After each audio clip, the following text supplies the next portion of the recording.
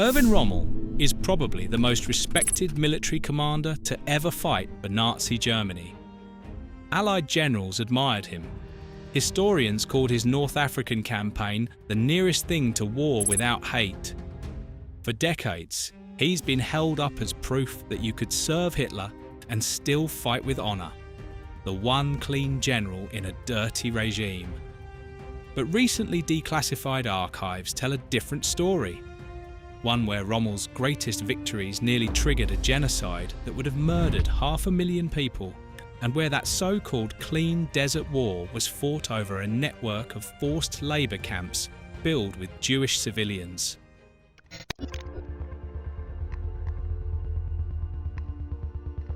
Rommel wasn't some distant field commander reluctantly following orders from Berlin. He was personally chosen, hand-picked by Hitler himself. In 1939, Rommel led the Führer's escort battalion during the invasion of Poland. Not a division commander at a safe distance, but the man physically responsible for protecting Adolf Hitler as German tanks rolled across the Polish border. That invasion is now classified as a war of aggression under international law. A year later, Rommel commanded the 7th Panzer Division during the fall of France in 1940, another war of aggression. His unit moved so fast it earned the nickname the Ghost Division, and Hitler loved every minute of it. Rommel was promoted, decorated, and paraded before the cameras as a symbol of German military brilliance. The propaganda ministry put his face in newsreels and newspapers across the Reich. He wasn't being used against his will. He thrived in the spotlight. The relationship between the two men went beyond professional admiration. Hitler invited Rommel to private meetings and promoted him over more senior officers, skipping the usual chain of command entirely. Rommel, in turn, sent Hitler personal letters from the front, updates written not with the detachment of a subordinate filing reports, but with the warmth of a man cultivating his patron. So when Hitler needed someone to lead the Afrika Korps in February 1941, Rommel was the natural choice, not despite his loyalty to the regime, but because of it. He was Hitler's soldier, Hitler's showpiece, and Hitler's trusted instrument for projecting power into North Africa. That relationship, personal, political, and deeply entangled, matters for everything that comes next.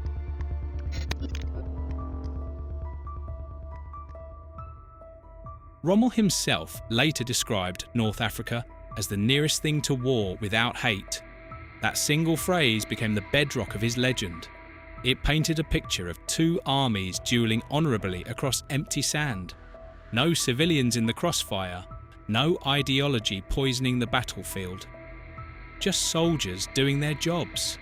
It's a powerful image, and it's a lie built on a mission. As Rommel's forces pushed across Libya and into Cyrenaica in early 1942, Italian colonial authorities moved to clean out the region's Jewish population. More than 2,600 Jews from Benghazi alone were rounded up and deported to the Giardo concentration camp, deep in the Libyan desert. Conditions at Giardo were catastrophic. Inmates received almost no food, no clean water, and no medical care. Families who had lived in Benghazi for generations, merchants, craftsmen, teachers, were packed into desert barracks surrounded by nothing but sand and wire. Typhus swept through the overcrowded camp within weeks, and the Italian authorities made no meaningful effort to contain it. People died on the ground where they slept, their bodies sometimes left for hours before removal. At least 526 people perished from starvation, disease, and sheer neglect. These weren't abstract numbers on a report filed somewhere in Rome. These were civilians, men, women, children, dying in a concentration camp located in the same theatre, at the same time, under the same Axis command structure that Rommel operated within. The war without hate was being fought over a landscape of camps. and the man whose name became synonymous with desert honour never publicly acknowledged that the people dying behind his lines even existed. If you're finding this deep dive eye-opening, hit subscribe. There's a lot more the myth left out.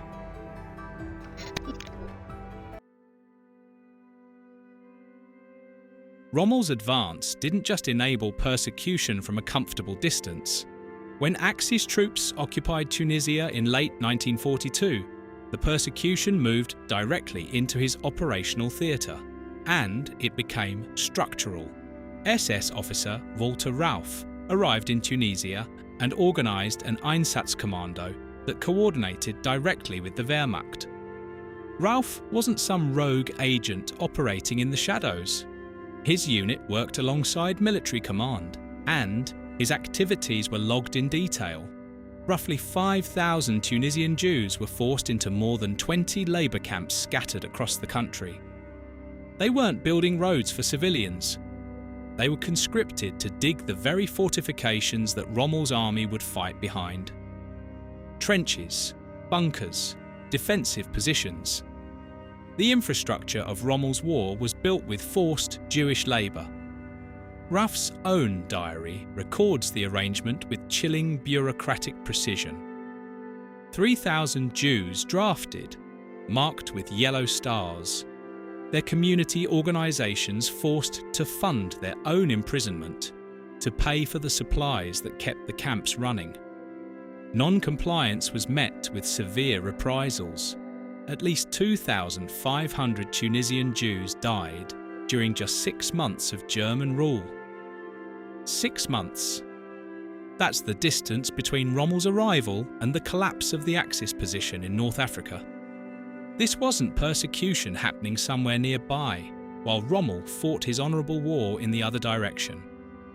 This was persecution woven into the fabric of his military operations. The labour that sustained his defensive lines came from camps run by an SS officer operating in his theatre, coordinating with his army. The myth says Rommel fought a clean war. The archives say his war was built on the backs of Jewish forced labourers.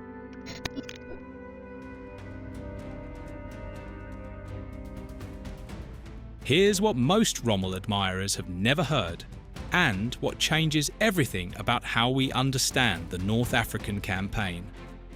Walter Rauff's unit wasn't just running labour camps in Tunisia.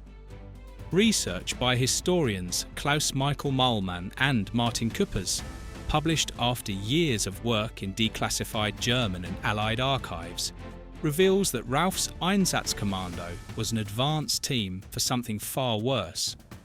Their intended target wasn't in Africa at all. It was Palestine. If Rommel had broken through the British lines at El Alamein and seized Egypt, the road to the Middle East would have been open. And waiting to follow the advancing Wehrmacht into Palestine was Rauff's unit, prepared to systematically murder roughly 500,000 Jews living in the region.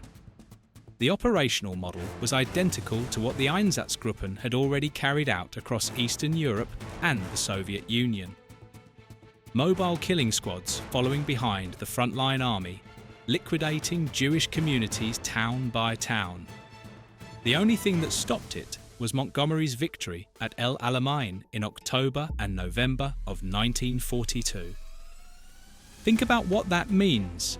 Every mile Rommel advanced toward Egypt brought Rauff's genocide team 1 mile closer to 500,000 people. Rommel's battlefield victories weren't just tactical achievements. They were, functionally, the key that would have unlocked a Middle Eastern Holocaust. El Alamein wasn't just a turning point in a military campaign, it was the line between survival and extermination for an entire population. And the general celebrated as the honourable warrior was the one trying to cross it.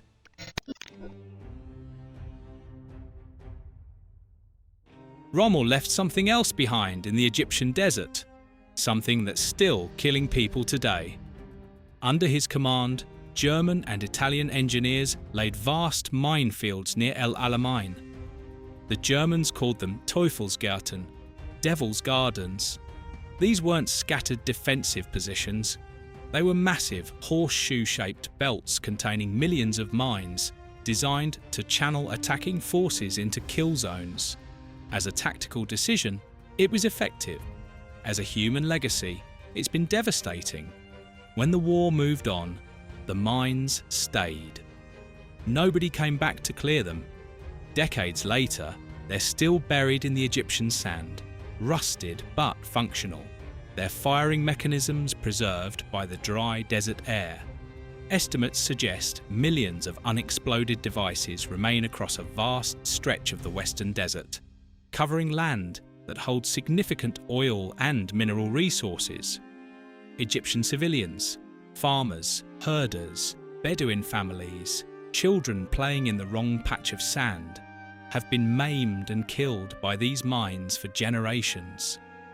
The Egyptian government has reported thousands of casualties since 1945, and large-scale clearance efforts have barely dented the total. The land can't be developed, communities can't expand, infrastructure can't be built.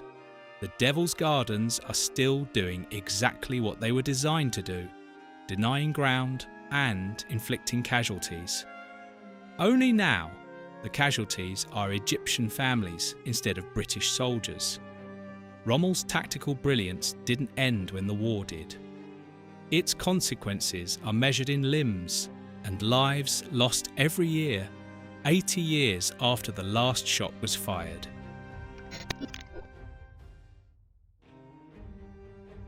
If North Africa were the only theatre in question, defenders of Rommel might argue that the persecution was an Italian or SS matter, that Rommel's hands were clean even if his surroundings weren't. But then came Italy, and Rommel's own words made that argument impossible. After the North African campaign collapsed in May 1943, Rommel took command in northern Italy.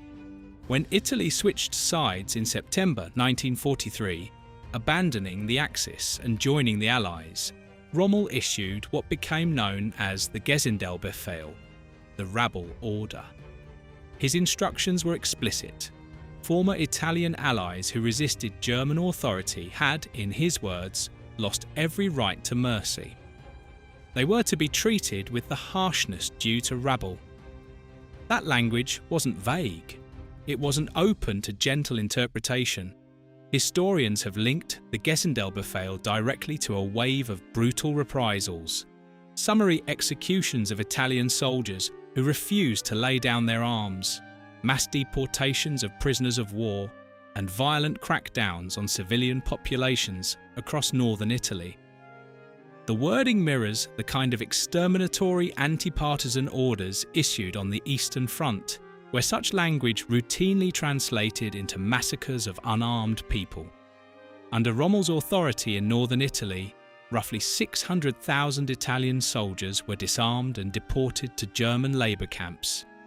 These were men who, just days earlier, had been fighting alongside the Wehrmacht as allies. Now they were classified as military internees, a designation deliberately chosen to deny them the protections of prisoner of war status under international law. Thousands died in transit or in the camps. Many never returned home. This wasn't a bureaucratic oversight or a subordinate acting without orders. This was Rommel's directive, issued in his name, carrying his authority. The pattern wasn't theatre-specific. It was consistent. In Africa, persecution operated alongside his command. In Italy, it operated under his direct orders. The geography changed, but the willingness to enable atrocity did not.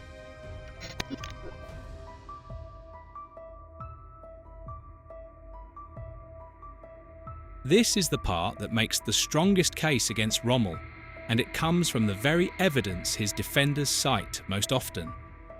The United States Holocaust Memorial Museum confirms that Rommel rejected certain blatantly criminal orders. He refused to execute captured black prisoners of war from Free French colonial units. He refused to carry out the so-called Commando Order, which demanded the killing of captured Allied commandos. These refusals are real, documented, and significant. They prove that Rommel understood the moral line between lawful combat and war crimes. He could see it clearly enough to refuse when it suited him. But that's exactly what makes his other decisions so damning. He issued the Gesendelbefehl with full knowledge of what such language would authorize. He operated in close proximity to Rauch's genocidal SS operations in North Africa without raising a documented objection. He maintained the personal relationship with Hitler that made all of it possible. The promotions, the propaganda, the command authority that put him at the centre of campaigns where atrocities were structurally embedded. The few orders he refused don't exonerate him. They prove he had the capacity to resist and chose, deliberately, when to exercise it. He drew moral lines, just not where they would have cost him anything.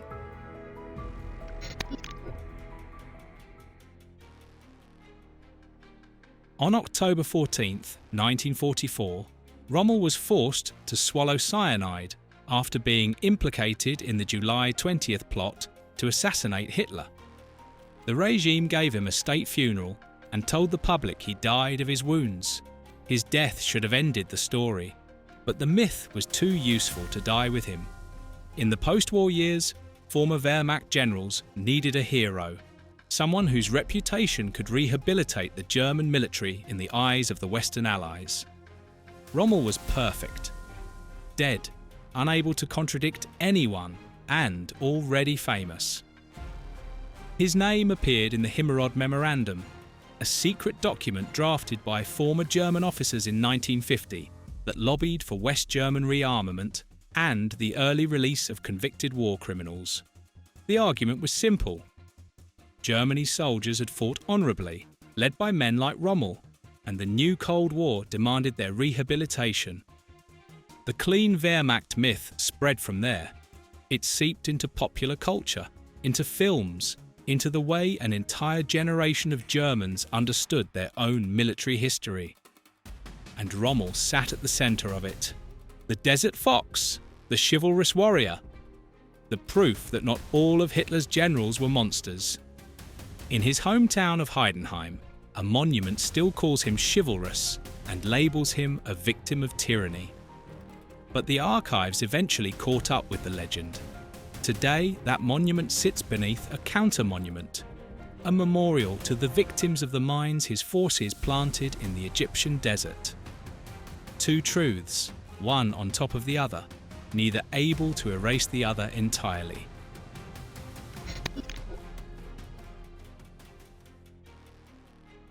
The conclusion from the United States Holocaust Memorial Museum is careful but unambiguous. While Rommel refused some criminal orders, his close relationship with Hitler, his awareness of the final solution, and his command in areas where Jews were persecuted and Einsatzkommandos prepared mass murder mean he cannot be cleanly separated from Nazi crimes. The good Nazi didn't exist. What existed was a skilled general whose victories enabled persecution, whose theatre housed genocide's advance team, and whose legend was deliberately engineered to help a nation avoid accountability. The Rommel myth didn't just distort one man's legacy, it delayed an entire society's reckoning with what its army actually did. Every year, the clean Wehrmacht narrative survived, accountability weakened, trials stalled, perpetrators reintegrated, history softened. The question was never whether Rommel personally signed a deportation order. The question is what his campaigns made possible, and what the myth built around him helped an entire country forget. 500,000 people in Palestine survived not because of Rommel's honour, but because Montgomery stopped him at El Alamein. That's the distance between the legend and the truth, and the archives have finally closed it. Thanks for watching History Hangover. If you found this video insightful, check out our other deep dives into the hidden aftermath of World War II. Like this video, subscribe, and hit the bell so you don't miss our next upload.